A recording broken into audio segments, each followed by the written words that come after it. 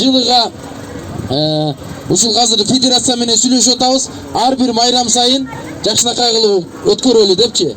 Антпесе улам ар кимисер ар каяка чөбө берип окшошпой калат экен да. Ошон үчүн бир райондун деңгээлинде бир жакшынакай ар бир чоң майрам сайын бир чоң байгелерди сайып коюп ушул элдерибизди майрамдык маанайга тартуулашып керек болуп атат. Ошон менен катар биз өзгөчө мына улуттук каада салттарыбызды өзгөчө сакташ керек. Кыргыз эли ушун үчүн мына аттын үстүндө жүргөндүгү үчүн, көчмөн эл үчүн бүгүнкү күндө мына ушул канчалаган миңдеген кырымдарды карытып жашап келатат. Миллион, миллиарддаган калкы бар адамдар бар, бирок мамлекети жок да. Мына биздин бүгүнкү күндө ат жалында ойногон эр азаматтарыбыздын эмгеги, кыргыз элинин өзүнүн эмгеги мына ушундай жакшынакай бүгүнкү күндө майрамыбызды майрамдап отурабыз. Дагы бир жолу ат чыккандар атыңыздар байгели болсун.